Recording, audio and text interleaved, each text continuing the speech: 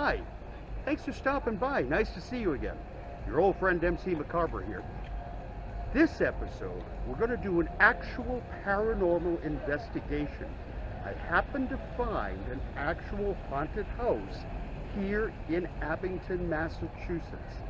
So I talked to my friends over at the Boston Observers of the Obscure, Boo, scared myself there, and I borrowed some of their equipment so we could do this investigation right. I got a flashlight, I've got an EMF detector, oh, I got a flashlight, oh, well, at least we still have a camera, right? So, I'm here with Mary Barrett Costello, president of Barrett Restaurant Group and proprietor of Barrett's Haunted Mansion, which she tells me is not actually haunted. It's a popular Halloween haunt attraction which this year of 2021 is celebrating 30 years of operation here at 1235 Bedford Street, Route 18 in Abington, Massachusetts. Boy, do I feel stupid. So Mary, tell me, what inspired you to get involved with the haunted house business? Well, we had an empty building on one of our properties, and we had no idea what to do with it, and we sat around a meeting with all of our managers, and I said we should make it a haunted house. And everybody thought I was out of my mind, they thought it was ridiculous, and I'm like, no, you have no idea how much people love to be scared. They're either scared to death or laughing their heads off. That's the way it goes. And I've been a horror buff my entire life. I love it. And I love watching people get scared. I love it. And how did you get interested in horror? What was the inspiration for that? It was just part of who I was. I started reading Stephen King at a very young age, and then I just kept reading every horror novel I could get, and I started watching the movies, and here I am. Something like this truly is a labor of love. Oh, absolutely. And I imagine difficult to sustain. I know that you do charity or charitable works. Tell me a little bit about that. Well, when we first started this out 30 years ago, we had a great idea to get charity groups involved to become the actors inside the house. And it was twofold. It helped us fill the spots that we needed, and it helped people raise money for their cause, having a lot of fun. So when we first started, we couldn't get anyone at all to enter. And by the third year, we had a waiting list a mile long. So it just grew and grew, and we really raised a lot of money for a lot of great causes.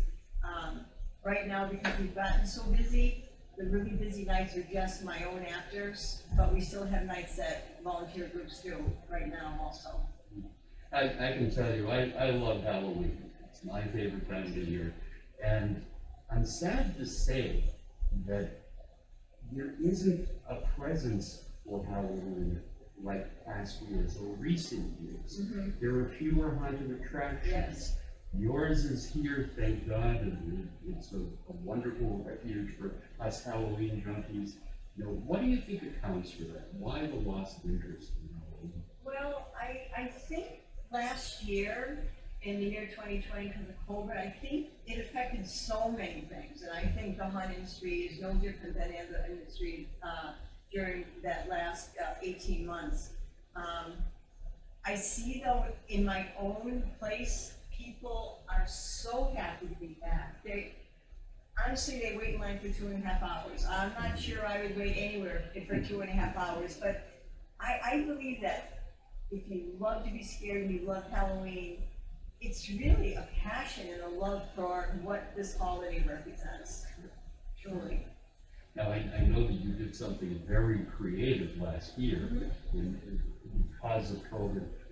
You had a drive-in theater. We did. How did that come about? Well, I'm going to be very honest about this. When my guys came to me, I'm like, no, I'm not doing it. We didn't have enough room. We didn't have the screens. We didn't know anything about it. So I'm like, no. But then the more they talked to me, and then I said, oh, I guess we could make it work. And then Mike Pearson, who was the driving force behind all of this, he passed away. So we all got together and we did it in his memory, and it was a lot of fun, but certainly not profitable because I just don't have enough room. But I will tell you, everybody who works with me, they all work for nothing, just to let that happen. I mean, I'm surrounded by some amazing people, truly. This year, you still are exercising precautions, even though we're on the road to recovery. And I know that you require all of your actors to wear face masks. How do they take this? Well, they all are masked, whether it's a mask under a mask or a mask under the makeup. I lost a couple people because of that. They didn't want to wear the mask. And I don't really feel I can control the public, but I can at least protect the employees from whatever's being spread around. So, and the ones who really want to be here are masked up. That's just the way it is. Some very creative choices too. Oh, absolutely. Very creative. So, these kids are so smart, so creative, truly, yeah. So, tell me, Mary, what frightens you? Going into my own haunted house. Really? Yes, I know where everything is. Yeah. I mean, I spend hours and hours, I mean, days, weeks over there.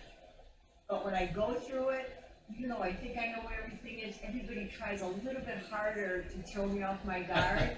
So I'm always on pins and needles because believe it or not, I love horror, but I don't like to really be frightened by it. It's really funny. Like, it's funny. I don't like people jumping out at me and things like that. And they go out of their way to make sure that happens. And they have scared me quite a few times this year. I'm not kidding either. Yes, they have. Yeah. Good. Well, I want to thank you so much for letting me impose on your time. My pleasure. Do you have any message you'd like to send out to the folks who might be watching this video? I think a couple of things. I think that everybody should come out and go to the haunted house. Not just mine, any haunted attraction. And those who've actually done it, you don't even know how much fun it is. It's really a lot of fun. Like I say, it's the only industry I know, and I'm also in the restaurant industry, where people either come out laughing or crying. But happy either way. So it's not many industries you can do that in. And we're able to do all of that over there. So, yeah. So come on down, everybody, and have some fun. That's my message. You heard her. Yep. Thank you very much. You're welcome. Thank you. Thank you. Hi everybody, I have with me here Ross Troiano. He's been with Barrett's Haunted Mansion how long, Ross? For 11 years. 11 years. This is the man who is responsible for most of the magic here. He designs and builds the sets, he keeps the animatronics going. The aesthetic of this place is amazing. This is the man that they have to thank for that. Ross, what's your background? What kind of skills, mad skills do you bring here, and where did you get them? Well, I went to school for technical theater at Boston University, and I've worked in the entertainment industry for 22 years as a full-time life choice. Some of it I've picked up through that, some of it I've just learned through books, video, and such. Wow. Pneumatics, which I use a lot within the haunted house. I learned a little bit on a small job at work, but then learned most of it on my own after that, to be able to do things such as the elevator 4 years ago, or a bridge in the house this year that drops. Absolutely amazing, Ross. What's your best accomplishment here? What are you the most proud of? Probably the elevator that I mentioned. Yeah. That took a lot of man hours between the actual construction, the pneumatics, but then programming it, because I was dealing with, if I remember, 13 different commands to have the elevator move, the lights flash, the sound effects coming on, and such. And we know electronics are almost as temperamental as actors. Almost. Almost. So, what keeps you coming back here, Russ? The ability to have fun and have creative freedom. You know, within my full-time world, I don't have any freedom of creativity. It's a designer, it's a client. Okay. Here, I can make a lot of the decisions by myself or with Mary Barrett Costello. Excellent. Well, Russ, I want to thank you for taking a little bit of time to talk to folks at home. Do you have anything you want to say as a parting thought? Just happy haunting. Okay, very good. Thank you, Russ.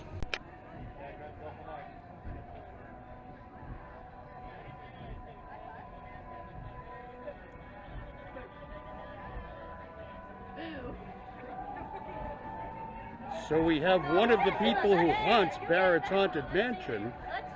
Maybe we can get him to give us a brief interview. So, what do they call you? Morbus Morbus. Nightshade. Nightshade. Morbus Nightshade. And what brings you to Barrett's Haunted Mansion, Morbus? The children. The children. That sounds great. And I hope you're getting a nice, good collection of them. Are you? Absolutely. Beautiful, beautiful. And what do you do with the children once you collect them? Give them away. Okay, well that's only fair, isn't it? Sure. How long have you been here at Barrett's? 13 years. 13 years. Yep. My God, that's wonderful. Do you like it here? Yes. So do I. This has been a lot of fun. Thank you, Morbus. You're welcome.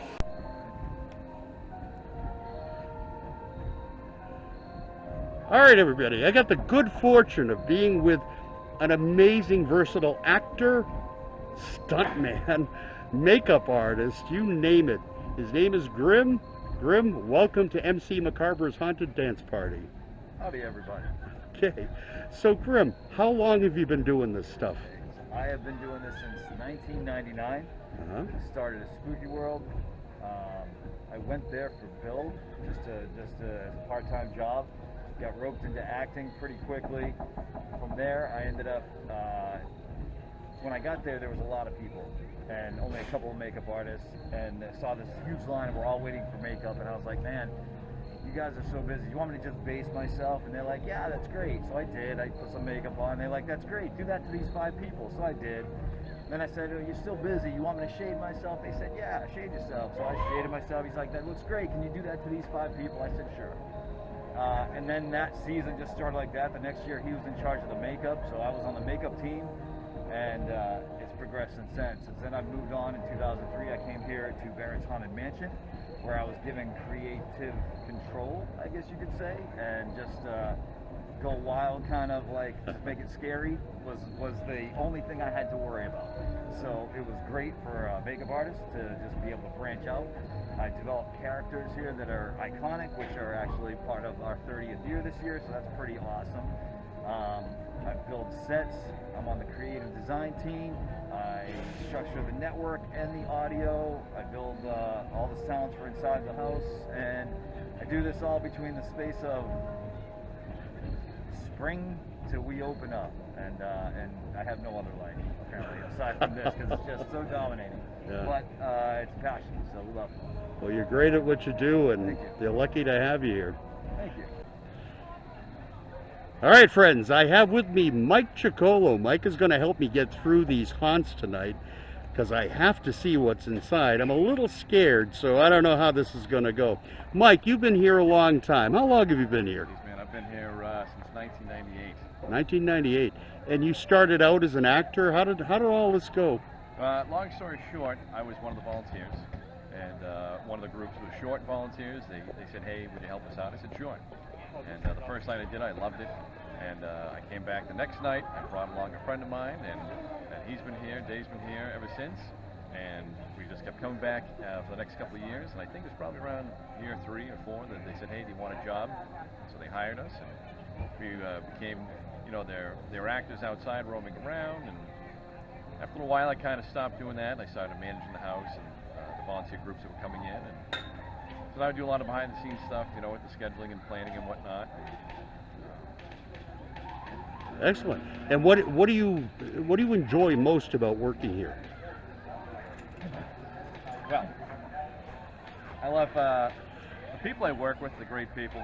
You know, I love seeing the scares in people's faces. I love seeing a lot of return customers that come back year after year, a lot of familiar faces. You know, once in a while, I do get dressed up, I do act, I'll roam around outside. But I just enjoy it. I guess the atmosphere is great because, you know, when I acted every single night, I used to release a lot of frustration that was pent up in my main job. And this is a great outlet for it. So, yeah, you know, sometimes when we get to act, like I said, I'll let all that aggression out and all that frustration. But for the most part, I really enjoy the people who come here and seeing the reactions and helping them out, you know, answering any questions they might have. Well, I appreciate your helping me out tonight, and I appreciate taking a few minutes to talk to the folks at home. And we're just getting ready to go in. What's the name of this thing again? So this is the Condemned. The Condemned is a revamped attraction. It was formerly known as the Sanctuary, and so Matt Davis, he's the manager of the Condemned. He's done a fantastic job revamping this year. You know, since we were down and out last year with COVID, we didn't have the walkthrough attractions. Matt put a lot of time and effort into this, a lot of detail. So I think you're really going to enjoy this here. It's a factory that's had some issues years ago where this chemical that they were manufacturing kind of leaked out and affected all their employees. And well, you're about to see what's happened to them. All right, here we go. Ready. Oh my God. Okay, you go first. All right, here we go. Okay. Alrighty! You're here in the chilled industry! You're the new recruit! Your job is to get in there and clean up after it! But first of all, I got some rules to keep you safe! Rule number 1, don't touch anything! Rule number 2, stay together! What was rule number 1? Don't touch anything. There you go. Rule number 2? Stay together. Alrighty! But- Now then, you guys need to watch your step, don't run! You're on your own! Story of my life. Oh boy. Are you ready? I think so. Okay. Here we go. All right. Something's growling behind me. Holy God! Oh my God! Holy shimoli! Whoa! Oh my God! Oh my God! Oh no! Oh my God! Ah! Ah! One of us. No! Breathing. Is this it? There's an exit over here. I don't know which way should we go. You want to keep going? I guess we keep going. Okay. There's an exit over here.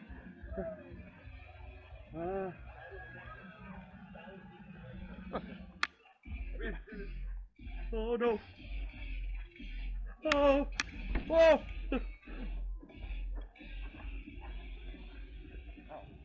We're out already? That was my idea. I was terrified. I got to go sit in the corner for a few minutes. I'll be right back. I'll meet you at the house, okay? You sure? Yeah, I'm sure. Thanks, Mike. That was very. Oh my God. I just want to apologize. I'm so sorry to everyone. I was very naive. I'm so sorry for everything that's happened. I'm sorry I didn't let Rhodey do his rock opera about Fred Mertz. I'm sorry I never extended the warranty on my car. I love you, Mom. What's that? I'm scared to close my eyes. I'm scared to open them. I'm scared to squint. Jim, you all right? You sure you can handle this one now? I'll try. I'll go as far as I can, all right? Here we go. All right.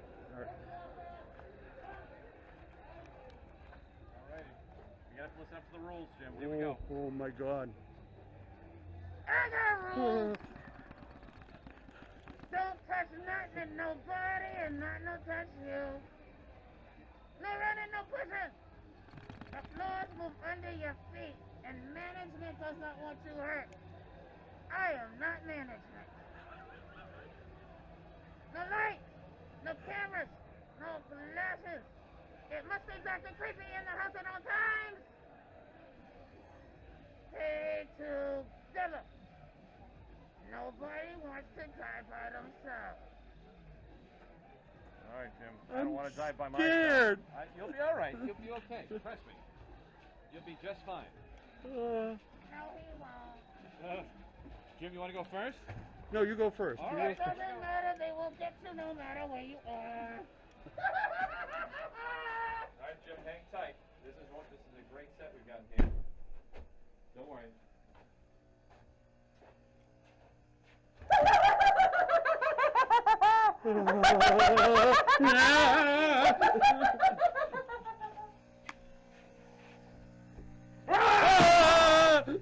Say that again.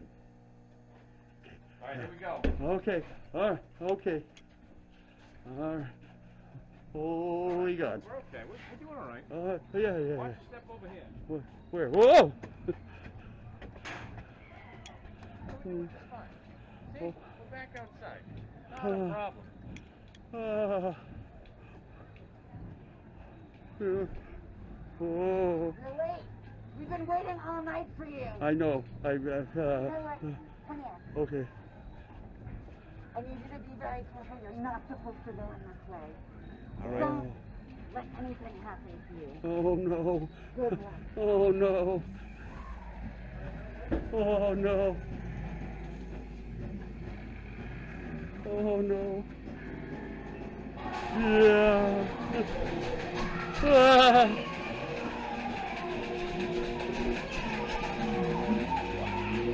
Whoa! Ah. They're plants with chainsaws. Ah! Yeah.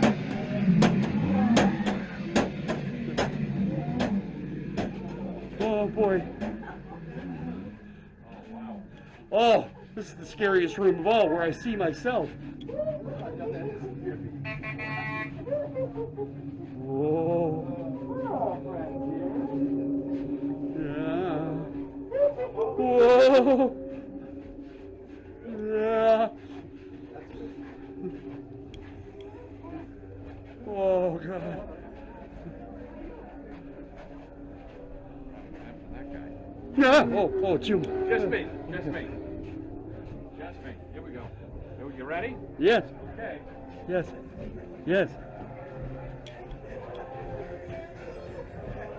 Pirates.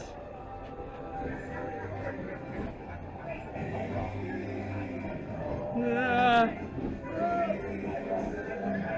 Ah.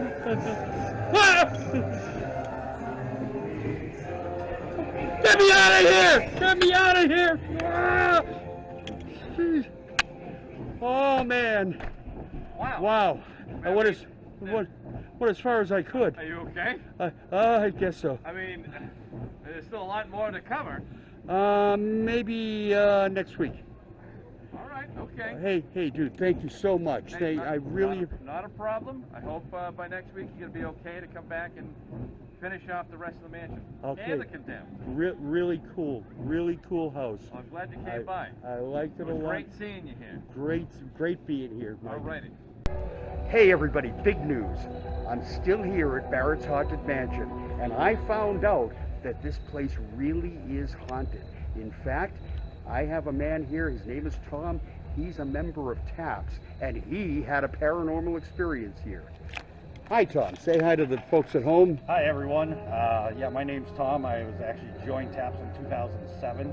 Jason Hawes invited me back then when they were expanding the TAPS home team, which is the team that still does investigations in people's private homes to help them out while the other crew was off filming the show. So I worked here for 30 years. So one night I was helping opening the house with my buddy Bobby, who went to go unlock at the the time the front doors, and the only door unlocked was the basement door, which is now the exit this year. So I went in there to go turn on the outer lights, and when I was coming back, there was a curtain at the bottom of the stairs that come from the middle floor, and all of a sudden an arm flew out from behind that curtain. Full shape of an arm. It wasn't misty, it wasn't anything, it was an arm.